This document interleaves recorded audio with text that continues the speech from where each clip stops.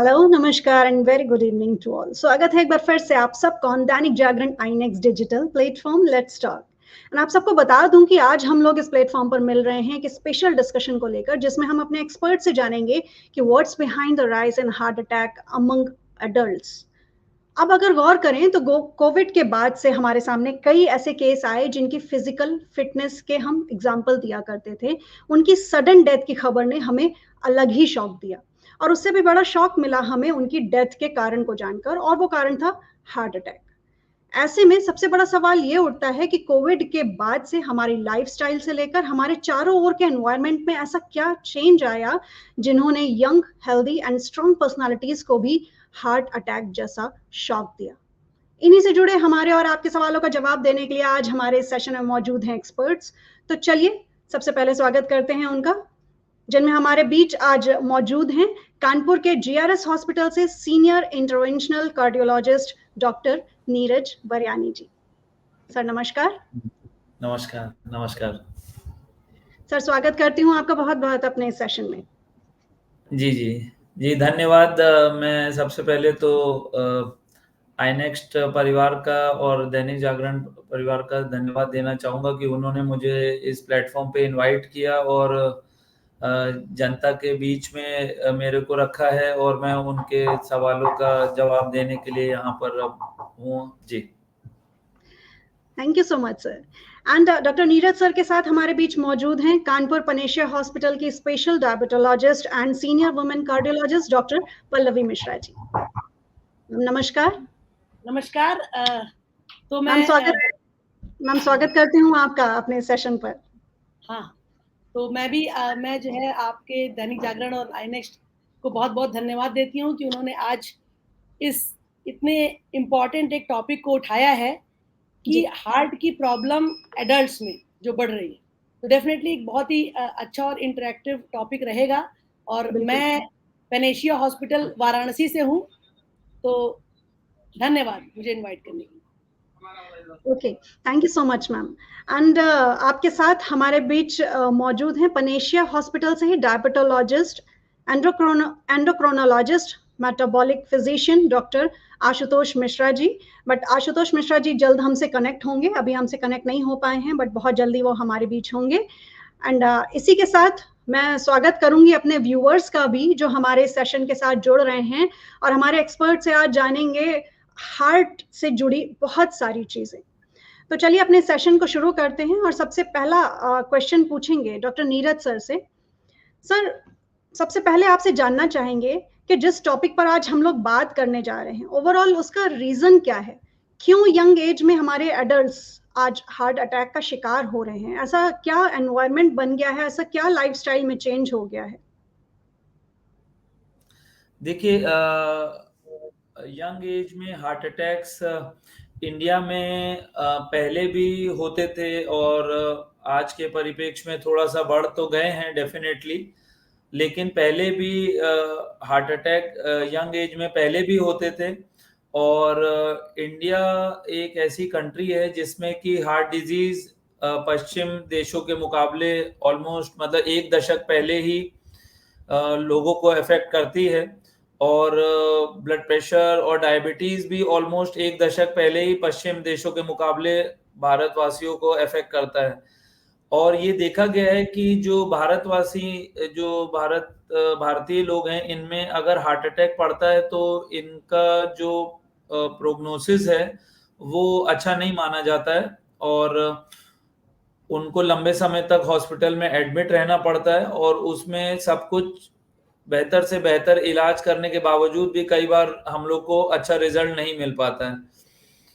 जो आज के परिप्रेक्ष्य में देखा जाए तो जो यंग एज में हार्ट अटैक्स के केसेस हम लोग को सुनने में आ रहे हैं और दिन प्रतिदिन बढ़ रहे हैं, और सडन डेथ्स तक हो जा रही हैं, तो उसके मुख्यतः कुछ कारण जो हम लोग हाईलाइट कर सकते हैं। जो मेन कारण है उसमें फिजिकल इनएक्टिविटी, मतलब कि सेडेंटरी लाइफस्टाइल, बैठे रहना, उतना वॉकिंग नहीं करना, रेगुलर एक्सरसाइज नहीं करना, जो हार्ट हेल्दी जो लाइफस्टाइल है वो बिल्कुल भी अपनाना नहीं। हेल्दी डाइट नहीं लेना है। Cigarette smoking is a very big risk factor. जो यंग एज में हम लोग हार्ट अटैक देखते हैं तो उसमें सिगरेट स्मोकिंग, निकोटीन किसी भी फॉर्म में। मैं सॉरी, मैं बीच में इंटरप्ट करना चाहूंगी सर। आई थिंक आपका माइक म्यूट हो गया है। सॉरी। सो मैं ये कहना चाह रहा था, यंग एज में जो हार्ट अटैक्स हैं उसके जो मुख्यतः कारण जो हम लोग देखते हैं एज अ क्लिनिशियन, उसमें मोस्ट इम्पॉर्टेंट रीजंस जो है उसमें सिगरेट स्मोकिंग एक है यंग एज में, निकोटीन कंजम्पशन, वो चाहे किसी भी फॉर्म में हो, चाहे वो ओरल टोबैको जो कि कानपुर में काफी कॉमन है, गुटखा कंजम्पशन। इसके अलावा जो डे टू डे लाइफ में जो स्ट्रेस लेवल है वो भी दिन प्रतिदिन लोगों में बढ़ता चला जा रहा है, चाहे वो प्रोफेशनल लेवल पे हो, पर्सनल लेवल पे हो, या अपना डेली लाइफ का जो स्ट्रेस है, लेट नाइट वर्क करना, लेट तक वर्क करना, अर्ली राइज या प्रॉपर स्लीप ना हो पाना, वो भी एक बहुत इम्पोर्टेंट रीजन देखा गया है हार्ट अटैक्स का। इसके अलावा डायबिटीज, जो क्लासिकल रिस्क फैक्टर्स हैं, डायबिटीज, हाइपरटेंशन, वो भी दिन प्रतिदिन बढ़ता ही जा रहा है, खास करके भारत देश में। और कोलेस्ट्रॉल एक अपने आप में बहुत बड़ा रिस्क फैक्टर है। और अगर किसी व्यक्ति को एक स्ट्रॉन्ग फैमिली हिस्ट्री है, यदि उसके परिवार में उसके माता पिता को अगर 55 वर्ष की उम्र से कम उम्र में अगर हार्ट अटैक पड़ा है, और या माता को 50-55 की उम्र से कम उम्र में अगर अटैक पड़ा है, तो उस व्यक्ति में भी ये एक हाई रिस्क फैक्टर है हार्ट डिजीज होने का। तो और फिजिकल इनएक्टिविटी, सेडेंटरी लाइफस्टाइल एक बहुत बड़ा रिस्क फैक्टर है हार्ट डिजीज का। यदि कोई व्यक्ति नियमित रूप से व्यायाम नहीं कर रहा तो वो एक अपने आप में बहुत बड़ा रिस्क फैक्टर है। कोविड भी एक रिस्क फैक्टर, ऑल्दो ये डॉक्यूमेंटेड नहीं है, कोई साइंटिफिक एविडेंस, स्ट्रॉन्ग एविडेंस अभी तक नहीं है, लेकिन एज अ क्लिनिशियन जो हम लोग फील करते हैं कि डेफिनेटली जो कोविड से अफेक्टेड व्यक्ति हैं उनमें हार्ट डिजीज काफी तेजी से बढ़ती है, रैम्पेंट रहती है, और इसके कॉम्प्लिकेशंस भी व्यक्ति को झेलने पड़ते हैं, और जिसमें कि हार्ट अटैक भी एक प्रेजेंटेशन है जो हम लोग कोविड से रिकवर्ड पेशेंट्स में हम लोग देखते हैं। और धड़कन का बढ़ना घट जाना भी एक मुख्य लक्षण है इसमें। सर, जैसा कि आपने भी बीच में बताया कि अगर किसी के पेरेंट्स को कम उम्र में हार्ट अटैक की प्रॉब्लम रही है या ऐसा कुछ हो चुका है, तो क्या इसको भी हेरिडेटरी मान के चलें कि अगर आपके पिछली पीढ़ी में इस तरह की प्रॉब्लम रही है तो फिर इस पीढ़ी में भी इस तरह की शिकायत हो सकती है? क्या हार्ट इश्यूज में भी इस तरह की चीजें आनुवंशिक हो सकती हैं? जी, ये जो हार्ट डिजीज है ये मल्टीफैक्टोरियल होती है। मल्टीफैक्टोरियल मतलब बहुत सारे कारणों से होती है, उसमें आनुवांशिक कारण भी एक इम्पॉर्टेंट रीजन है। कुछ जेनेटिक डिजीजेस होती हैं, जैसे कोलेस्ट्रॉल से रिलेटेड जेनेटिक डिजीजेस होती हैं, होमोजाइगस हाइपर कोलेस्ट्रोलीमिया या हेट्रोजाइगस फैमिलियल हाइपर कोलेस्ट्रोलीमिया। तो ये सब कंडीशंस हैं जो कि एक आनुवांशिक कारण हो सकता है हार्ट डिजीज का। इसके अलावा अगर किसी व्यक्ति के पिता को 45 वर्ष की उम्र से कम और माता को 55 वर्ष से कम उम्र में अगर हार्ट का अटैक पड़ा है, हार्ट डिजीज हुई है, तो उस व्यक्ति में हार्ट डिजीज का होने के चांसेस बहुत हद तक बढ़ जाते हैं। ऐसा नहीं है कि उसको होगा ही होगा, लेकिन उसके चांसेस काफी हद तक बढ़ जाते हैं। तो यदि कोई व्यक्ति बचपन से ही एक हार्ट हेल्दी लाइफस्टाइल को अपनाता है, क्योंकि ये जो दिल की धमनियों में जो ब्लॉकेजेस, कोलेस्ट्रॉल जमा होना शुरू होता है, ये काफी यंग एज से ही शुरू हो जाता है।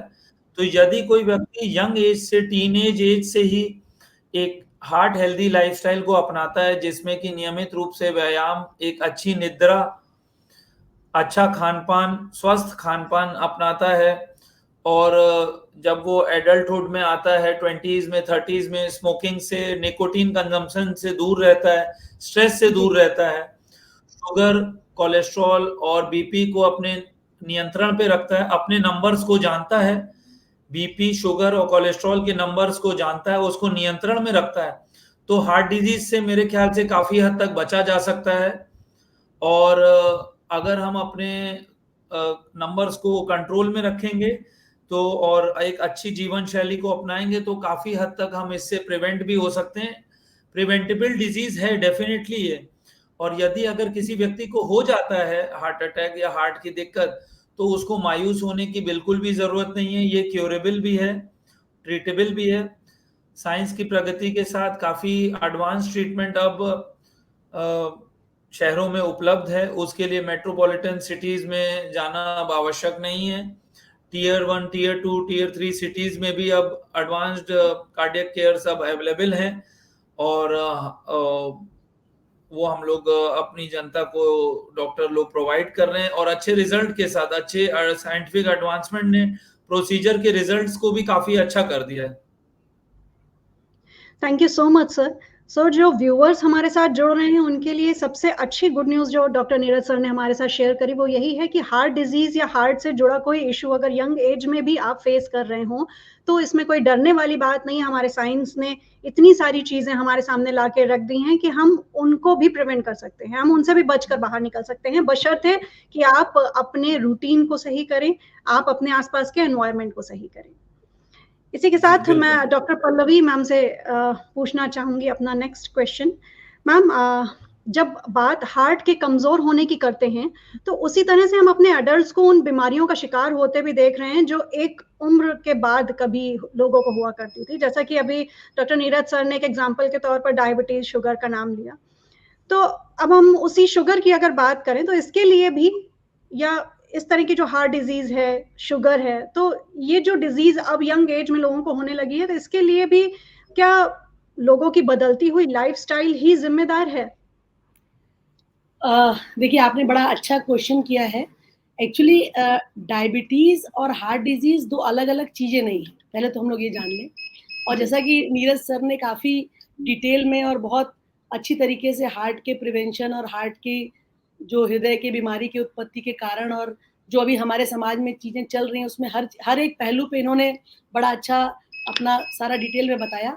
तो एक्चुअली डायबिटीज इससे कुछ अलग नहीं है। हम लोग डायबिटीज और हार्ट डिजीज दोनों को ही एक वैस्कुलर बीमारी मानते हैं। वैस्कुलर बीमारी मतलब खून की धमनियों बीमारी, जिसमें कि खून की नलियों में प्रॉब्लम होती है और उस प्रॉब्लम की वजह से डायबिटीज डेवलप होती है और उसी प्रॉब्लम की वजह से हार्ट की बीमारी डेवलप होती है। आप ये समझ लीजिए कि जैसे हम लोग एक सफर में चल रहे हैं, एक रास्ते पे चल रहे हैं, और हो सकता है कि किसी रास्ते में हमें डायबिटीज पहले मिल जाए और किसी रास्ते में हमें हार्ट की बीमारी पहले मिल जाए। सभी का अंतिम जो डेस्टिनेशन है वो एक ही है, वो सारे अंगों को इन्वॉल्व करके, और कहीं ना कहीं व्यक्ति का के साथ कुछ प्रॉब्लम हो सकती है जिसमें हार्ट अटैक हो सकता है या स्ट्रोक हो सकता है या और तरीके की समस्या होकर लाइफ रिस्क हो सकता है। अब मैं आपको बताऊं कि जैसे आपने बात की कोविड की, कि कोविड के बाद हम लोग ने ये देखा कि बहुत से यंग जो जनता थी, काफी यंग लोग थे जो फिट रहते थे, जो एक्सरसाइज करते थे, फिट लगते थे, उनमें भी हार्ट अटैक हो गया या ऐसा हो गया कि इस तरीके की प्रॉब्लम उनमें क्रिएट हो गई। तो आप ये समझिए कि जो लोग देखने में हमें फिट लगते हैं, क्या वो रियली फिट हैं? क्या उनकी नलियां रियली फिट हैं? ये हमें देखना पड़ेगा। कई बार क्या होता है कि लोग अपने इंटरनल हेल्थ से बिल्कुल अनअवेयर होते हैं। लोग ज्यादातर ये देखते हैं कि वो जिम कर रहे हैं, वो अपना एक एक्सरसाइज कर रहे हैं, कई बार उनकी नींद पूरी नहीं हुई है, रात में सोए नहीं रहते, लेकिन सुबह आप देखेंगे वो जिम करते रहते हैं। वो अपने स्ट्रेस को कम नहीं करते, लेकिन वो एक्सरसाइज करके अपनी बॉडी की फिटनेस, जो शारीरिक रूप से देखने में फिटनेस लगता है, ऐसे फिटनेस को मेंटेन रखते हैं। लेकिन वो मेंटल स्ट्रेस में होते हैं, वो स्मोकिंग कर रहे होते हैं, वो अदर ऐसी चीजें कर रहे होते हैं जो उनके खून की नलियों में वैस्कुलर इन्फ्लेमेशन को बढ़ाता है। ये टर्म बड़ा इंपॉर्टेंट है, वैस्कुलर इन्फ्लेमेशन। इस वैस्कुलर इन्फ्लेमेशन में कई बार अगर हम चिंता करते हैं तो भी ये इन्फ्लेमेशन बढ़ता है। कई बार अगर हमारी निद्रा पूरी नहीं होती, जैसा कि अभी नीरज सर कह रहे थे कि निद्रा एक बहुत इंपॉर्टेंट चीज है, तो अगर हमारी नींद पूरी नहीं होती तो भी वैस्कुलर इन्फ्लेमेशन होता है, और ये सारे इन्फ्लेमेशन जो है अल्टीमेटली हार्ट अटैक कॉज करते हैं। तो कोविड के समय में जो लोगों में बाद में चल के हार्ट अटैक हुआ, वो इसलिए हुआ क्योंकि कोविड एक ऐसी बीमारी थी जिसने वैस्कुलर इन्फ्लेमेशन को बहुत तेजी से बढ़ाया, और जिन लोगों में पहले से ही इस तरीके का रिस्क था वो बाद में चल के सडन हार्ट की डिजीज में लैंड अप हुए। अब हम आपके प्रश्न पे आते हैं जो आपने हमसे कहा कि डायबिटीज और हार्ट का रिलेशन। तो अभी मैं आपको बताऊं कि हम लोग अपनी ओपीडी में देखते हैं कि कई बार 20 साल के लड़के, 22 साल के लड़के जो कि जस्ट बीटेक उन्होंने किया या उन्होंने अपना कोई एक शॉर्ट कोर्स कंप्लीट किया, उनको सॉफ्टवेयर कंपनी में जॉब मिल गई, और जॉब मिल गई और क्योंकि उन्होंने पिछले 4-5 साल बैठ के पढ़ाई की, कोई फिजिकल मूवमेंट नहीं किया, बैठ के पढ़ते रहे और स्विगी जोमेटो जो भी जिस भी थ्रू वो खाते रहे, जंक फूड का कंजम्पशन ज़्यादा रहा, फिजिकल एक्टिविटी उनकी बहुत कम रही, और जंक फूड खाने की वजह से और फिजिकल एक्टिविटी को बहुत कम होने की वजह से और बहुत अधिक एक्सरसाइज से दूर रहने की वजह से, स्मोकिंग की वजह से, स्ट्रेस की वजह से, नींद न पूरी होने की वजह से उनकी वेसल्स ऑलरेडी प्रोन थी कि हम उनको हार्ट अटैक होने के लिए वो ऑलरेडी प्रोन थी, और इन बिटवीन उनमें क्या हुआ कि डायबिटीज डेवलप हो। अब ऐसा पेशेंट अगर आता है जो कि बहुत दिनों से बैठ के पढ़ रहा है, फिर उसने सॉफ्टवेयर कंपनी में जॉब कर ली, वहां पे बैठ के लगातार कंप्यूटर के सामने वो काम कर रहा है पूरे पूरे दिन, कई बार इन लोगों की नाइट शिफ्ट रहती है क्योंकि ये ऐसे देशों के साथ काम कर रहे होते हैं जहां पर कि नाइट में काम होता है, जो हमारे देश से जिनका टाइम जोन अलग होता है।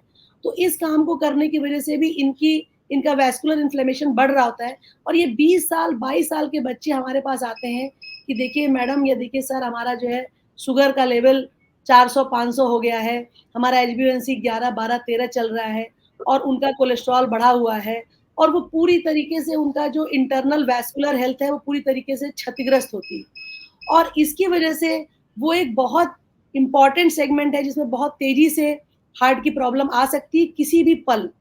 तो ये सभी अपनी वैस्कुलर हेल्थ को इस तरीके का करके चल रहे होते हैं जिसमें कि हार्ट अटैक बहुत किसी भी समय होने की संभावना होती है। मैं आपको बताऊं, इसमें जब हम लोग इंटरवीन करते हैं, उनको इसके बारे में प्रॉपरली एजुकेट करते हैं, तब ऐसे पेशेंट अपने लिए जब अपने दिनचर्या को चेंज करते हैं, एक्सरसाइज उसमें इंक्लूड करते हैं, डाइट को ठीक करते हैं, स्लीप को ठीक करते हैं, तो ऐसे पेशेंट्स में ड्रास्टिकली चेंज आता है। उनकी शुगर भी कंट्रोल हम कर सकते हैं, उनके हार्ट अटैक को भी बचा सकते हैं, और डेफिनेटली ये प्रिवेंटेबल डिजीज है। हम लोग तो कहते हैं कि मधुमेह एवं हृदयाघात मुक्त भारत को बनाया जा सकता है।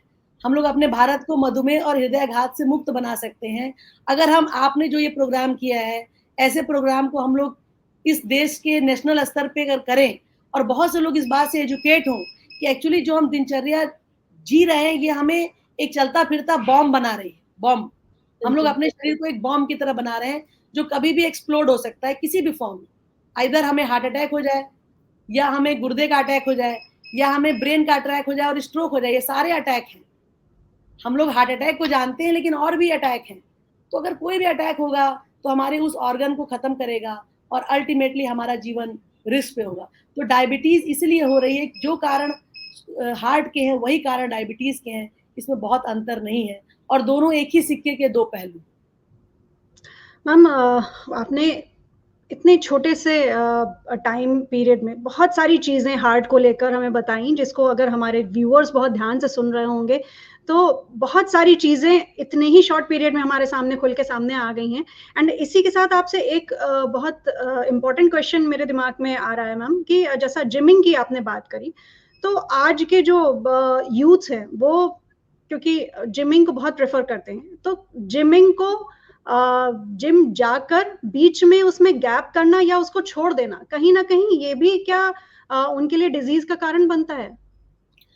हाँ, देखिए बेसिकली जो रिकमेंडेड है, जैसा कि अभी डॉक्टर नीरज सर भी बता रहे थे कि बेसिकली अगर हम बहुत छोटे स्टेज से ही हार्ट की धमनियों में प्रॉब्लम होने की संभावना स्टार्ट हो जाती है। मैं आपको बताऊं, 2 साल, आप यकीन नहीं मानेंगी, 2 साल के बाद ही वैस्कुलर चेंजेस आना शुरू हो जाते हैं अगर हम अनहेल्दी लाइफ लीड करते हैं। अब जो छोटे बच्चों में भी मोटापा आप देखेंगी होता है, कई बार छोटे बच्चे भी बहुत अनहेल्दी अपनी लाइफ की शुरुआत स्टेज से ही कर लेते हैं। तो कहीं ना कहीं हम अगर शुरू से ही इस बात को रखें कि डेली फिजिकल एक्टिविटी इंपॉर्टेंट है, और इवन 2 साल की स्टेज से ये कोलेस्ट्रॉल जमा होना शुरू हो जाता है वेसल्स में। तो छोटे बच्चों को भी बहुत ज्यादा घी, बहुत ज्यादा सैचुरेटेड फैट ये देना एक बहुत अच्छी बात नहीं है। और छोटे बच्चों में भी हम लोग देखिए डांस हो गया या एक्सरसाइज हो गया, इसको हम लोग प्रमोट करते हैं कि बच्चे जैसे डांस कर ले या फिजिकल एक्सरसाइज। पहले, अभी तो नहीं मैं देखती, लेकिन पहले छोटे बच्चे बहुत खेलते थे, इवन हम लोग भी बहुत खेलते थे। तो पहले क्या होता था कि लोगों के पास बहुत आउटडोर एक्टिविटीज होती थी। आजकल के बच्चे बहुत इनडोर एक्टिविटीज करते हैं, मतलब बैठ के मोबाइल पे खेलना या फिर रील्स देखना या फिर रील्स बनाना। तो जो ये इंस्टाग्राम, फेसबुक, मोबाइल का ओवर यूज बच्चे कर रहे हैं और बच्चों के ऊपर पढ़ाई भी बहुत बोझ की तरह लद गई। बहुत ज्यादा वो पढ़ाई और होमवर्क में बिजी रहते हैं।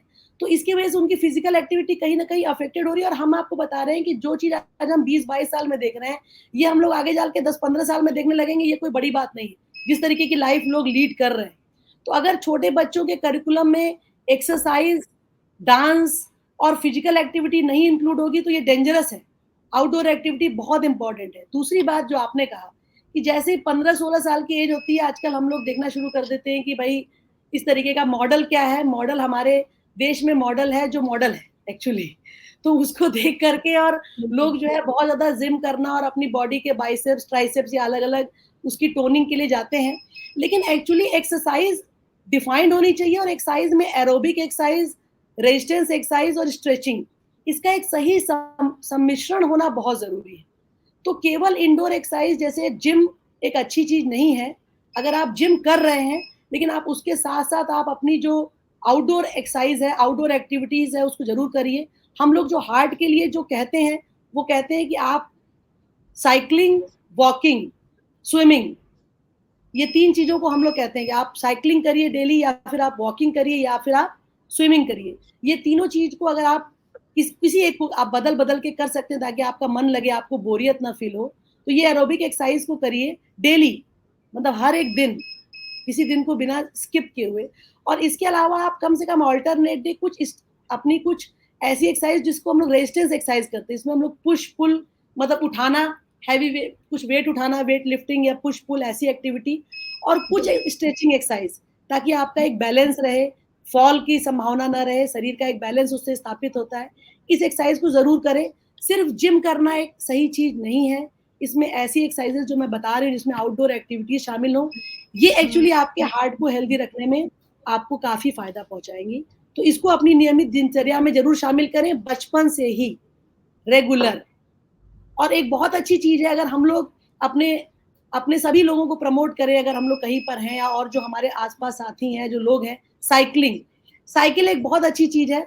अगर हम लोग साइकिलिंग करते हैं तो पॉल्यूशन भी कम होता है। एक्चुअली पॉल्यूशन भी जो हमारे फेफड़े को अफेक्ट करता है, वो डायबिटीज का भी एक जनक है और वो हार्ट डिजीज का भी जनक है। तो अगर हम साइकिल को प्रमोट करते हैं तो वो हमारे इन्वायरमेंट को भी अच्छा करता है और वो हमारे हार्ट को भी अच्छा करता है। बहुत ढेर सारी चीज़ें हमारी हार्ट हेल्थ के लिए, न सिर्फ हमारी हार्ट हेल्थ के लिए बल्कि हमारे हेल्दी फिजिक के लिए डॉक्टर पल्लवी मैम ने हमारे साथ शेयर करी।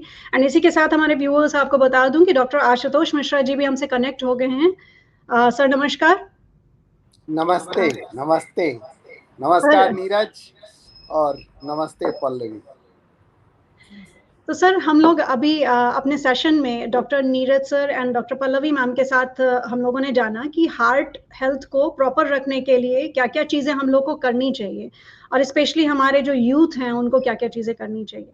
तो सर, इसी के साथ आपसे क्वेश्चन पूछना चाहूँगी कि हमारा जो हार्ट है वो बीमार ना हो, ऐसे में इसका ख्याल और किस तरह से रखा जाए लाइफस्टाइल या खान पान में, स्पेशली अगर हम डाइट की बात करें तो उसमें किस तरह के चेंजेस हमको करने चाहिए, क्योंकि आजकल की लाइफस्टाइल लोगों की बहुत बदल चुकी है। लोग जंक फूड पर एकदम डिपेंडेंट हो गए। ऐसे में उनकी जो डाइट होनी चाहिए वो प्रॉपर कैसी होनी चाहिए, हमारे यूथ्स की स्पेशली। ये बहुत वैलिड क्वेश्चन आपने पूछा है, और ये बहुत ही ज़रूरी है कि जो लोग भी ये प्रोग्राम सुन रहे हों इसको सही तरीके से समझें, जानें और इसका अपने जीवन में अनुकरण करें, क्योंकि ये बहुत ज़रूरी है। और इनफैक्ट मैं ये समझता हूँ कि ये सारी चीज़ें स्कूल के पाठ्यक्रम में पढ़ाई जानी चाहिए। और अगर आप ये सारी चीज़ें ठीक तरीके से स्कूल में पढ़ते हैं और बाद में अपने जीवन में लागू करते हैं तो उसके बहुत दूरगामी परिणाम देखने को मिलेंगे। और उसकी वजह से हमें अपने देश में हार्ट की समस्या और सबसे बड़ी बात है कि कुछ दुखद सडन हार्ट अटैक जो होता है उसको हम लोग बचा सकते हैं, बहुत सारे जीवन बचाए जा सकते हैं। मैं हमेशा यही कहता हूँ कि prevention is better than cure, और आपको प्रिवेंशन पे उसी तरीके से काम करना है जैसे कि आप ट्रीटमेंट पे काम करते हैं। मतलब बीमारी का होने से बचाव, और इसकी शुरुआत जैसा डॉक्टर पल्लवी ने बताया, जैसा डॉक्टर नीरज ने बताया, इसकी नींव बहुत दिन पहले पड़ चुकी होती है। In fact you will surprise to know कि इसका जो बीज पड़ता है वो 2 साल की उम्र या कई बार 10-10, 15-15 साल पहले पड़ चुका होता है जब ये ऑनसेट आपके सामने दिखाई देता है। कहने का मतलब ये है कि सारी चीज़ों की जड़ ही लाइफस्टाइल मॉडिफिकेशन में छुपी हुई है, और अगर आप लाइफस्टाइल मॉडिफिकेशन ठीक तरीके से करते हैं तभी जो है आप हार्ट की बीमारी को सही तरीके से रोक सकते हैं, उसका सही रोकथाम कर सकते हैं। तो अब अगर हम लोग लाइफस्टाइल मॉडिफिकेशन के बारे में बात करें तो हम इसको 3 प्रमुख भागों में यूजुअली बांट सकते हैं। 1 is diet, second is exercise, and third is other measures which are included as a non pharmacological measures. मतलब दवाइयों के अलावा अन्य और क्या चीज़ें हैं जो होनी चाहिए जिसकी वजह से आपका जो हार्ट का काम करना सही रहे। तो पहले हम लोग बात कर लेते हैं डाइट के बारे में। जहाँ तक डाइट की बात है, हम हमेशा कहते हैं कि सबसे पहले तो व्यक्ति को पता होना चाहिए कि जो वो खा रहा है उसकी मात्रा कितनी है। मतलब अगर आप ये सोच रहे हैं कि आपको भूख लगी है तो खाना हमें 100% खाना है, तो यहाँ सबसे बड़ी भूल हो जाती है। आप अगर खींच के खाएंगे तो बीमार पड़ जाएंगे। सिंपल भाषा में हम लोग कहते हैं, बनारस में खींच के खाने का मतलब लोग समझते हैं पूरा गर्दन तक भर के खाना ना, तो खींच के नहीं खाना। खाना हमेशा भूख से आधा खाना है, आधा पेट खाना है। दूसरी बात, जब खाना मिलने की संभावना अगले 12 घंटे तक आपके पास उपलब्ध है, 12 घंटे बाद खाना जरूर मिलेगा, तो कोई जरूरत नहीं है खाना पूरा खाने की। आपको कम खाने से हमेशा संतोष रखना चाहिए, और जितना हिस्सा आप आधे से ज़्यादा खाएंगे उतना हिस्सा सूद समेत डॉक्टर को वापस करके आएंगे। ऐसा मैंने सीएमसी में जब मैं फेलोशिप कर रहा था तो वहाँ एक लिखा रहता था कि जितना आधा पेट से ज़्यादा खाओगे उतना पैसा डॉक्टर के पास जमा करने के लिए तैयार रहना। तो ये बात है। तो सबसे पहली बात ये नहीं है कि आप पूरा भर पेट खाएंगे तो आपके लिए ठीक है, भर पेट खाएंगे तो दिक्कत है। देखिए जो भीम और जो युधिष्ठिर हैं उनमें दोनों में से भीम हर एक मायने में युधिष्ठिर से बढ़िया था।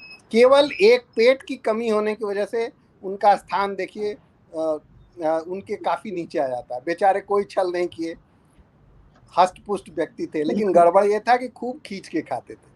तो खाना इतना आपको नीचे गिरा सकता है, इतनी सारी बीमारियों को लेके आ सकता है। खैर, ये तो सारी बातें ऐसे हो गई। अब हम जानते हैं कि आप कैसे जानें कि आप खींच के नहीं खा रहे हैं, मतलब आप एप्रोप्रिएट खा रहे हैं।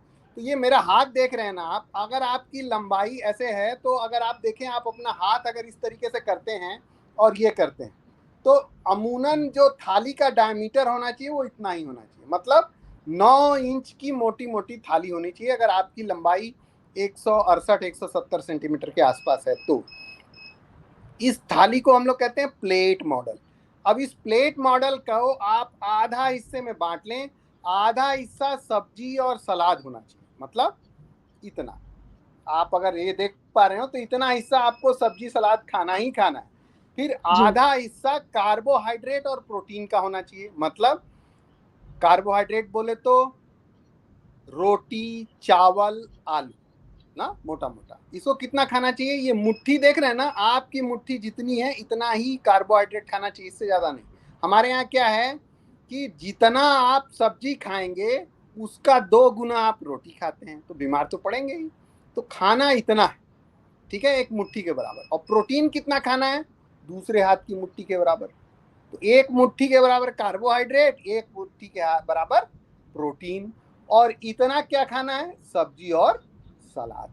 अगर ये ध्यान रखेंगे तो सही हो जाएंगे। फिर इतना हिस्सा नमक और तेल, देख रहे हैं ना, ठीक जी। ये बहुत इंपॉर्टेंट है, 5 ग्राम जिसको हम लोग कहते हैं।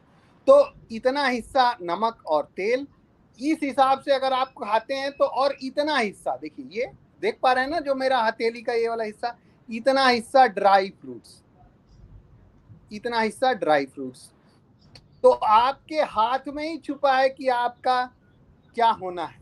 अगर आप उस परिमाप को सही से जानते हैं तो इसको हम लोग सर्विंग कहते हैं। This is very crude way to understand कि आप कितना सर्विंग क्या खाते हैं। तो इतना ड्राई फ्रूट्स, इतना जो है नमक चीनी, इतना सब्जी सलाद, इतना कार्बोहाइड्रेट और इतना प्रोटीन, इतना भी अगर ध्यान रखेंगे तो आपका जीवन आगे सही चलेगा। ये तो हो गई आपकी मोटा मोटा प्लेट के बारे में। इसके अलावा आपको फाइबर फर्मेंटेड डाइट लेना चाहिए। फाइबर फर्मेंटेड डाइट क्या है?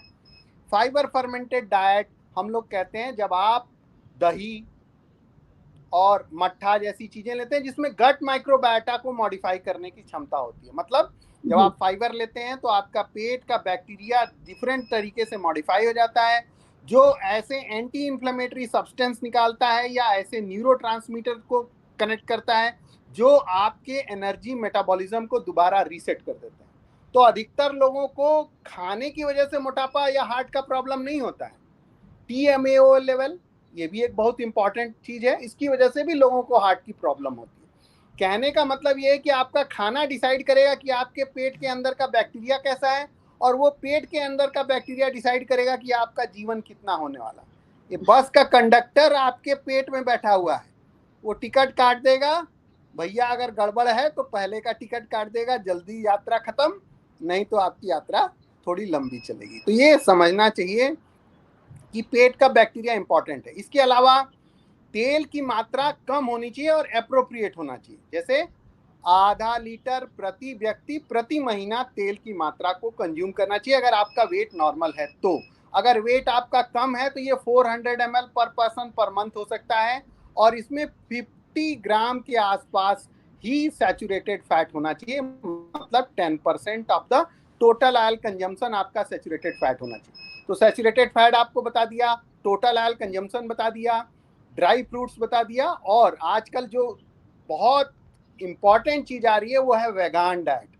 लोग कह रहे हैं कि TMAO लेवल ज्यादा होगा किसी भी खाने में तो हार्ट अटैक ज्यादा होगा। आजकल सभी लोग ज्यादा से ज्यादा अंडा, मांस, मछली खाते हैं जिसकी वजह से TMAO लेवल बढ़ता है और वो अल्टीमेटली आपके हार्ट अटैक का कारण बनता है। तो दुनिया धीरे धीरे वेगान डाइट की तरफ जा रही है। मैं ये नहीं कह रहा हूँ, आपकी बिलीफ को मैं नहीं बदलना चाहता। आप खाइए, त्योहारों तक ही खाइए, रोज रोज मत खाइए, कहने का केवल यही मतलब है। तो आशा है कि मैंने मोटा मोटा एक जो डाइट की बात है आप सब लोगों तक पहुंचाने का मैंने काम किया है।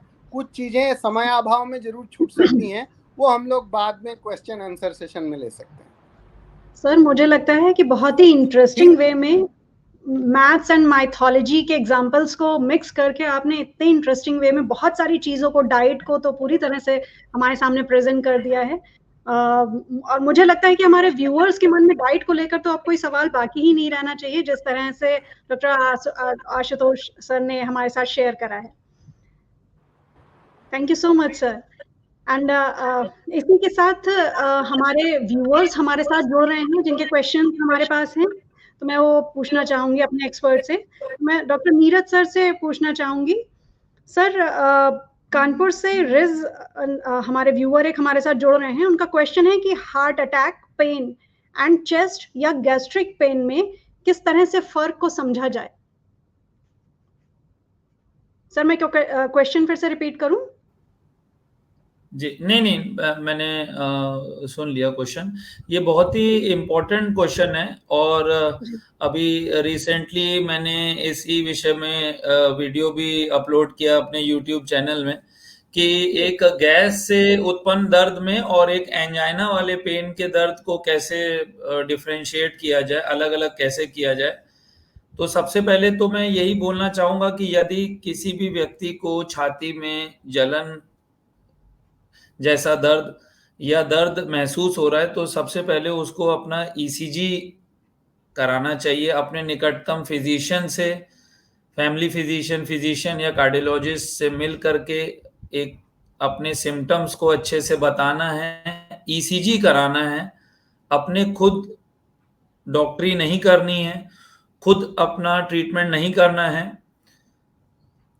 यदि गैस का दर्द व्यक्ति को महसूस हो रहा है, वो भी छाती में बीचों बीच दर्द महसूस होता है, कई बार कंफ्यूजन हो जाता है गैस के दर्द में और एक हृदय से उत्पन्न दर्द में, एंजाइना पेन जिसको बोलते हैं, जो हृदय की धमनियों में ब्लॉकेजेस की वजह से होता है।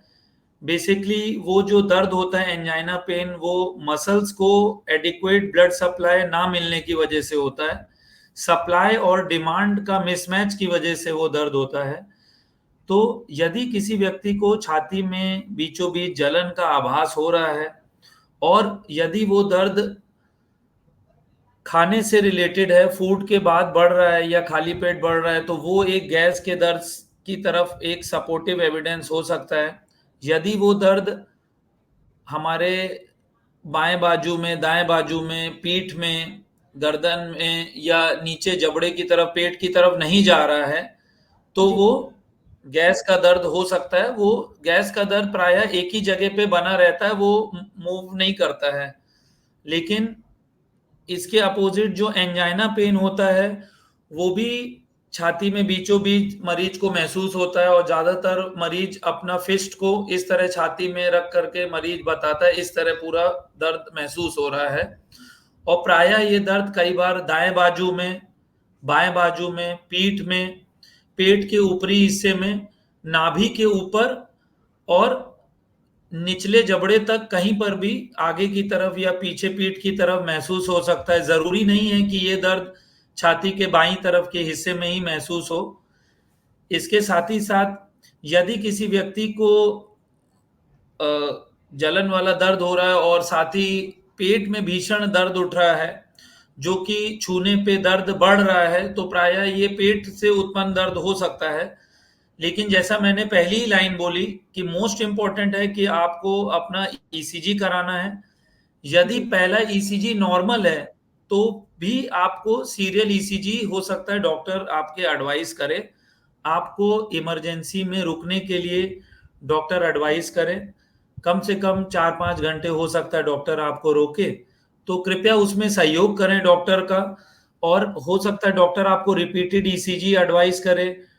एक ट्रॉप्टी करके टेस्ट होता है, ट्रोपोनिन टेस्ट, जो प्रायः हम लोग छाती में दर्द वाले मरीजों को एडवाइस करते हैं। ये ब्लड का टेस्ट होता है जो यूजुअली दर्द उठने के 4 घंटे के बाद ही ब्लड में डिटेक्ट हो पाता है। तो उस टेस्ट को भी हो सकता है डॉक्टर आपको एडवाइस करे।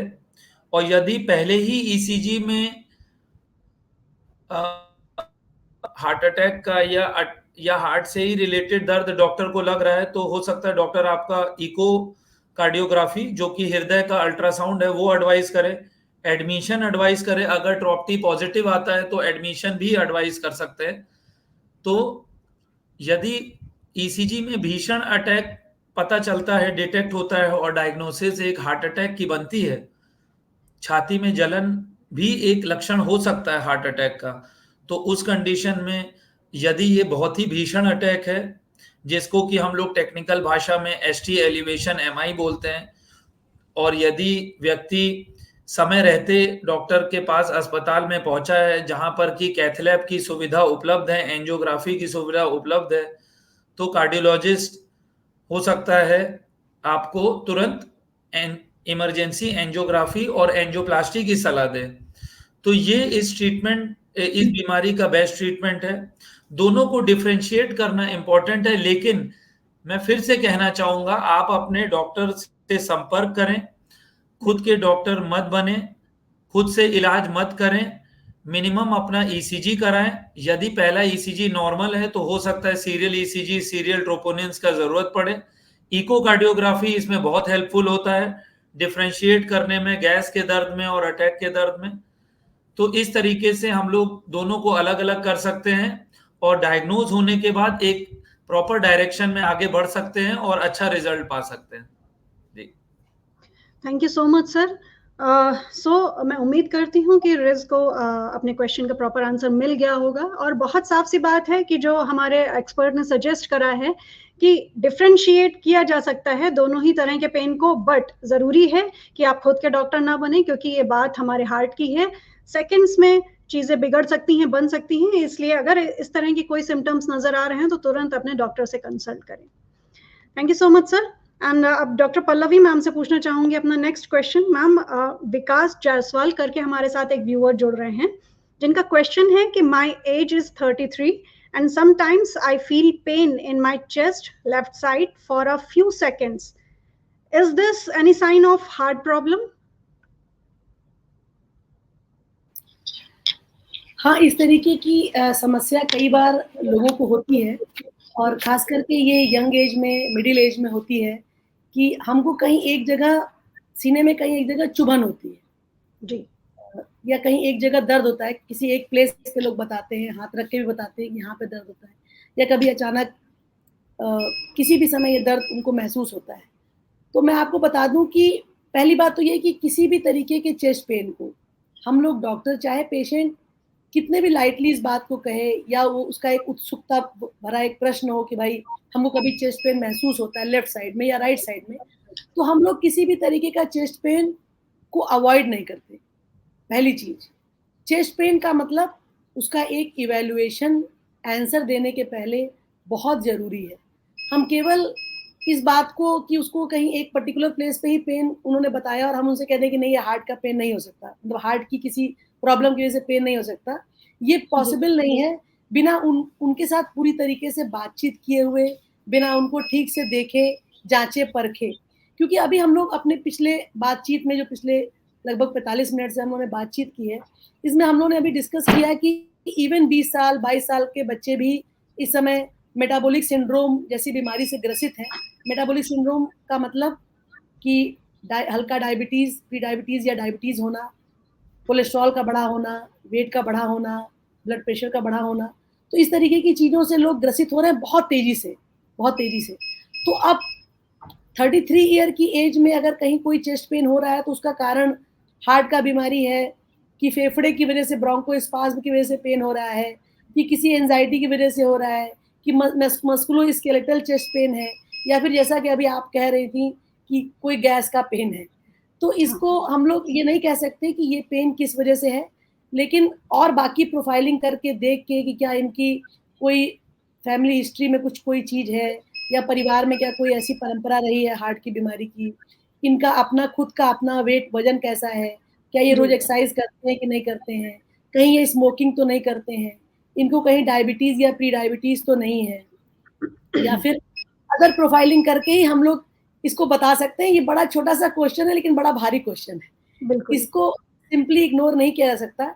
डेफिनेटली इसका जवाब डॉक्टर आपको देख के, आप में गंभीरता से आपको आकलन आपका करके, चीज़ों को समझ के, तभी हम लोग बता सकते हैं कि ये प्रॉब्लम आपको क्यों होती। मगर इसके ढेर सारे कारण हो सकते हैं, जैसा कि मैंने अभी आपको बताया। Thank you so much ma'am. So Vikas ji, जैसा कि हमारे एक्सपर्ट ने सजेस्ट करा है कि आप अपने नज़दीकी किसी भी अच्छे कार्डियोलॉजिस्ट को एक बार दिखा लें, उनसे एक बार कंसल्ट कर लें। आपकी प्रोफाइलिंग के बाद सारी चीज़ें निकल के सामने आ सकती हैं कि आप फाइनली किस तरह के प्रॉब्लम है आपके साथ। Thank you so much ma'am. And इसी के साथ मैं पल्लवी मैम से एक और क्वेश्चन पूछना चाहूँगी मैम, क्योंकि हमारा जो सेशन है वो थोड़ा सा वाइंड अप के क्लोज पहुंच रहा है, तो मैं एक बहुत इंपॉर्टेंट क्वेश्चन मेरे लिस्टिंग में है। कहा जाता है कि या पिछले कुछ रिसर्च में देखें तो ये चीज़ सामने आई है कि पुरुषों की अपेक्षा महिलाओं में हार्ट अटैक के चांसेस ज़्यादा होते हैं। क्या ये सच है? और अगर ये सच है तो इसके क्या रीजंस हैं? ये भी बहुत अच्छा क्वेश्चन है मेरे लिए, क्योंकि मैं एज अ वुमेन कार्डियोलॉजिस्ट भी प्रैक्टिस करती हूँ। तो अगर आपने महिलाओं की बात उठाई है तो देखिए, पहली बात तो ये है कि पुरुषों की अपेक्षा महिलाओं में हार्ट की प्रॉब्लम, हार्ट अटैक की प्रॉब्लम, अगर हम अटैक की बात करें, देखिए दो चीजें हैं, एक होता है हार्ट फेल्योर और एक होता है हार्ट अटैक। महिलाओं में कई तरीके का हार्ट फेल्योर भी देखा जाता है, वो एक अलग विषय है, पूरा एक अलग ही विषय, उस पर कभी चर्चा होगी। अगर हार्ट अटैक की बात करें तो पुरुषों से महिलाओं का हार्ट का जो प्रॉब्लम है, हार्ट अटैक की जो प्रॉब्लम है, कई मामलों में अंतर होता है। जैसे कि औरतों में एक डिफरेंट फेज होते हैं लाइफ के, जो पुरुषों से थोड़े अलग होते हैं, जो कि उनके मासिक धर्म की वजह से हम लोग कह सकते होते हैं।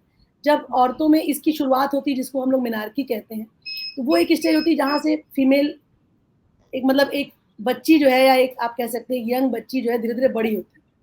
फिर एक स्टेज आती है प्रेगनेंसी औरतों में। तो ये प्रेगनेंसी भी एक स्टेज होती है जिसमें कि हम लोग कहते हैं प्रेगनेंसी एक स्ट्रेस टेस्ट है। जैसे आपने सुना होगा टीएमटी, ट्रेडमिल टेस्ट, इसमें हम लोग जी। दौड़ करके और देखते हैं कि क्या दौड़ने पर भी हमारी ईसीजी ठीक आ रही है। अगर दौड़ने पर ईसीजी में कुछ इस्कीमिक चेंजेस आ रहे हैं, इसका मतलब है कि हमको हार्ट की प्रॉब्लम, स्ट्रेस इंड्यूस, जब स्ट्रेस हम देते हैं हार्ट को तो उस समय हमें मिल रही है, मतलब हमें कहीं न कहीं ब्लॉकेज है या इस्कीमिया के फीचर्स मिल रहे हैं। तो उसी तरीके से प्रेगनेंसी को भी हम लोग एक स्ट्रेस टेस्ट कहते हैं। कई बार प्रेगनेंसी में आपने सुना होगा कि कोई फीमेल प्रेग्नेंट थी और उनको डायबिटीज हो गया, जिसको हम लोग कहते हैं जेस्टेशनल डायबिटीज। कई बार फीमेल पेशेंट है, उसको प्री एक्लेम्शिया हो गया या एक्लेम्शिया हो गया, जिसमें कई बार बीपी बढ़ जाता है, झटके आते हैं औरतों को। तो ये सब कुछ कॉम्प्लिकेशन होते हैं जो कि महिलाओं में प्रेगनेंसी के समय पे होते हैं, और ये बताते हैं कि फ्यूचर में इनमें हार्ट का रिस्क ज़्यादा हो सकता है। तो जिन महिलाओं में प्रेगनेंसी में डायबिटीज़ होती है, प्रेगनेंसी में ब्लड प्रेशर होता है, प्रेगनेंसी में प्री एक्लेम्शिया या एक्लेम्शिया इस तरीके की समस्याएँ होती हैं, उनमें हम लोग मानते हैं कि आगे चल के हार्ट की प्रॉब्लम ज़्यादा होती है। इसी तरीके से महिलाओं में एक स्टेज होती है मेनोपॉज़। मेनोपॉज़ मतलब जहाँ पर महीना औरतों का अब जाने जा रहा होता है, चला जाता है। जाने के बाद की स्टेज को हम लोग मेनोपॉज़ कहते हैं, और उस दौरान की एज को हम लोग पेरीमेनोपॉज़ल एज कहते हैं औरतों में। तो वो पूरा एक समय होता है औरतों के लिए जो काफ़ी हार्मोनल चेंजेस ले आता है, और उसके बाद हम लोग ये मानते हैं कि पोस्ट मेनोपॉज़ल स्टेज में औरतें महिलाएँ जो है वो पुरुषों से रेस में आगे दौड़ जाती हैं, और वहाँ के बाद औरतों में हार्ट की प्रॉब्लम पुरुषों से ज़्यादा तेज़ी से बढ़ती है, और उनमें हार्ट अटैक की संभावना पुरुषों से बहुत तेज़ी से बढ़ने लगती है। औरतों में बहुत अलग तरीके का हार्ट अटैक होता है। कई बार पुरुषों में देखा गया है कि जो खून की बड़ी नलियाँ होती हैं, उनमें ब्लॉकेज की वजह से हार्ट अटैक होता है, जबकि महिलाओं में छोटी-छोटी वेसल्स में चेंजेस आते हैं। छोटी-छोटी खून की जो नलियाँ होती हैं, इसको हम लोग माइक्रोवेस्कुलेचर कहते हैं, उसमें चेंजेस आते हैं। इसके अलावा कई बार महिलाओं में इमोशंस, जो इमोशनल भी एक उनका जो एंगल होता है, जिसमें ज़्यादा इमोशनल होती हैं, ज़्यादा जो उनकी संवेदनाएँ जो हैं, उसकी वजह से भी उनमें हार्ट की प्रॉब्लम ज़्यादा देखी गई है। हार्मोनल जो चेंजेस हम आपको अभी डिस्क्राइब कर रहे थे, जो मेनोपॉज़ल या प्रेगनेंसी के समय, ये भी कई बार उनमें हार्ट की प्रॉब्लम ज़्यादा होने की कारण होते हैं। और कई बार महिलाओं में ये नेग्लेक्टेड भी होता है। महिलाएँ अपने स्वास्थ्य के लिए थोड़ा नेग्लेक्टेड रहती हैं, जिस समय वो प्रेग्नेंट होती हैं, बच्चे होते हैं, फिर पारिवारिक ज़िम्मेदारियाँ रहती हैं, तो वो अपने स्वास्थ्य के प्रति बहुत नेग्लेक्टेड रहती हैं। और आप देखेंगी ज़्यादातर महिलाएँ, हम लोग तो ओपीडी करते हैं, इसमें बहुत सी फीमेल आती हैं, मेल तो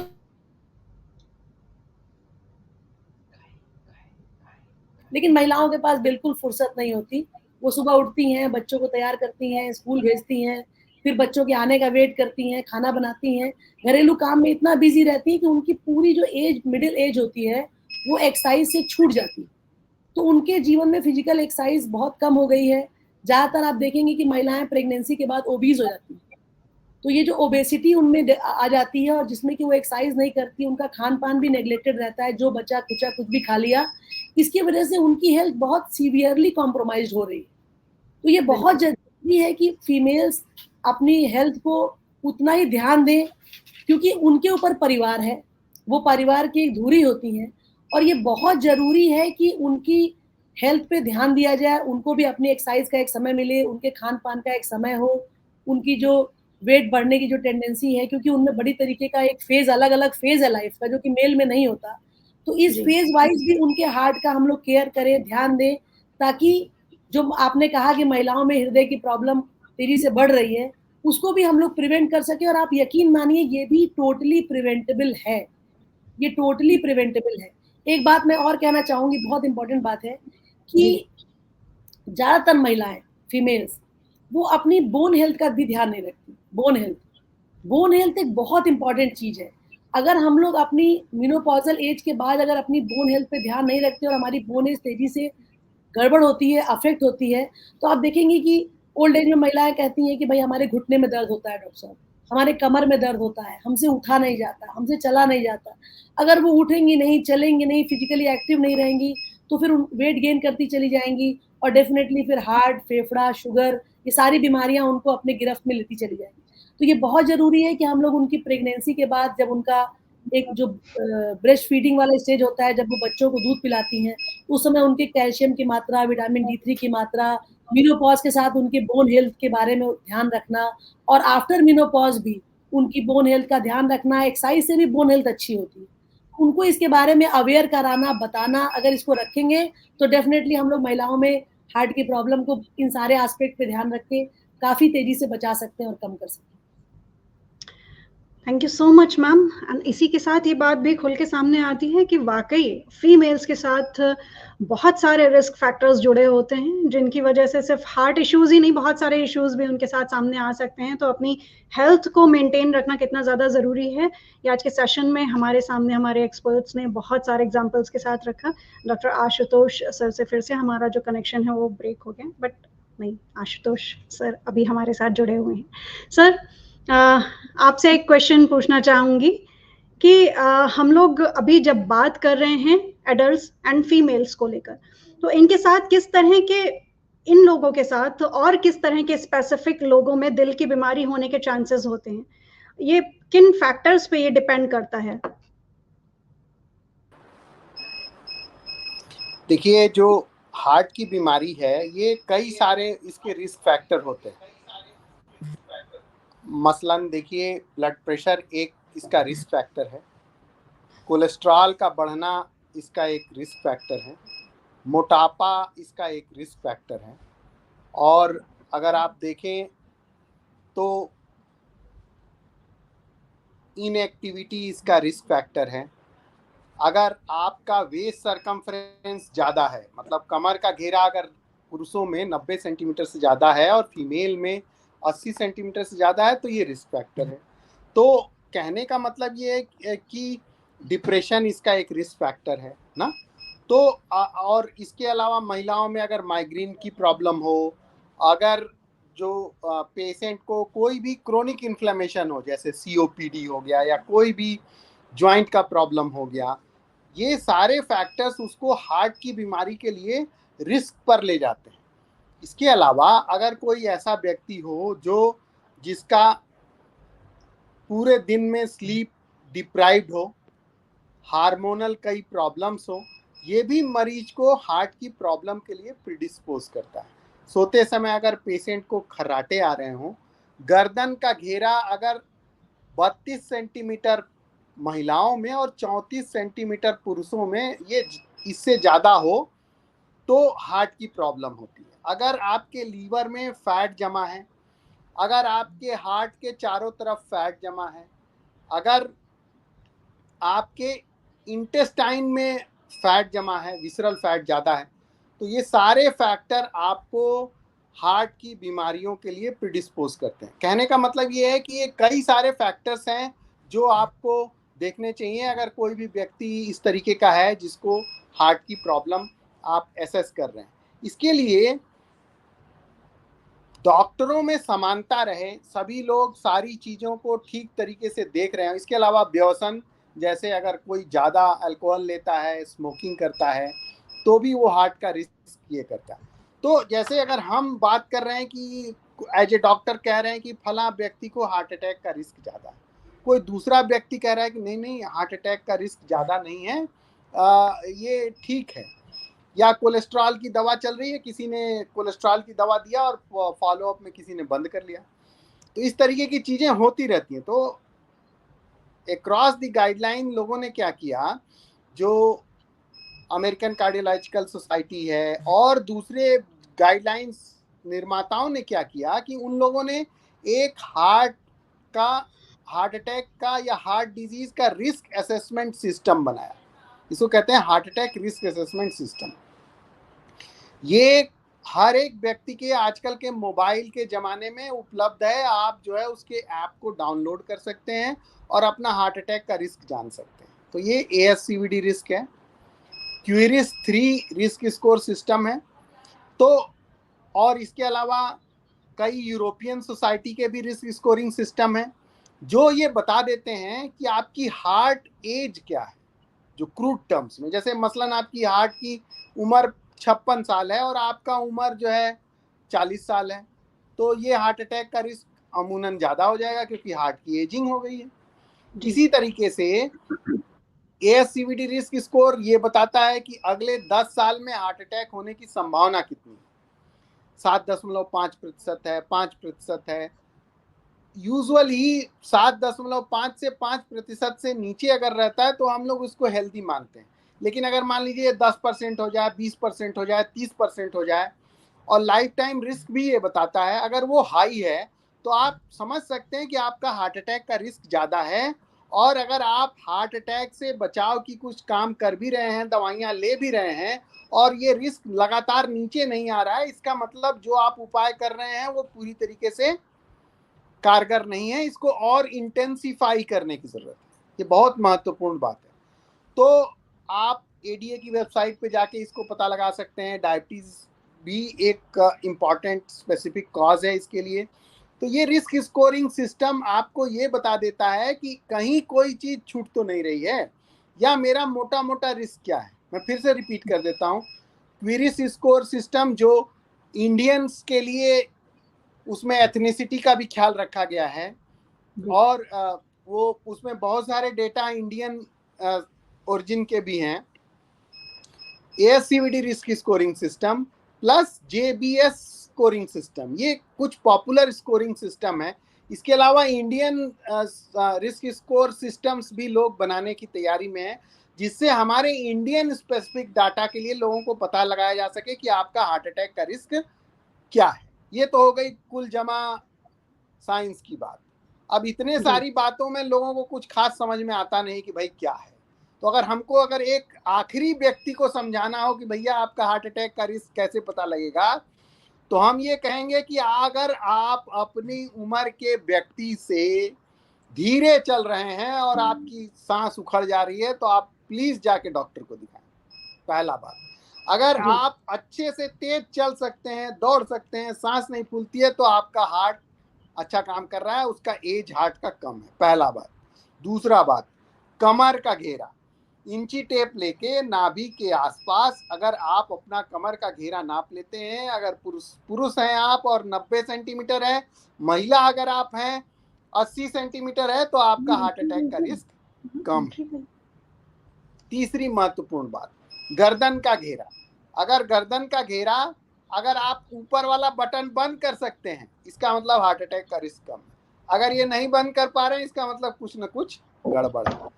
तीसरा में मुंह खोल के जब आप देखते हैं, ऐसा देखते हैं, तो ऊपर एक यूविला होता है जो लटका रहता है ना, आपने देखा होगा। तो अगर ये यूविला आपकी जीभ के नीचे तक चला जाता है और दिखाई नहीं देता है, और आप रात को खर्राटे लेते हैं, चलने में सांस फूलती है, पैर में सूजन आता है, जूते शाम को अगर आप पहनते हैं तो बड़ा मुश्किल से पहन पाते हैं, तो आप हार्ट अटैक के रिस्क पे हैं। कृपा करके डॉक्टर को जरूर दिखाएं। तो ये कुछ इस तरीके की चीजें हैं जो बहुत क्रूड हैं, जिसके आधार पर हम पता लगा सकते हैं किस आदमी का हार्ट अटैक का रिस्क ज्यादा है, किसका कम है, और इस आधार से एक डॉक्टर सही तरीके से डिसाइड कर सकता है कि आपकी स्थिति कैसी है और आगे भविष्य में क्या होने वाला है। बहुत ही कॉमन और जनरल वे में डॉक्टर आशुतोष सर ने हमारे साथ शेयर करा कि किस तरह से हम ये देख सकते हैं कि हम रिस्क फैक्टर के बीच से होकर गुजर रहे हैं, या हार्ट से जुड़ा रिस्क फैक्टर हमारे साथ भी जुड़ा हुआ है।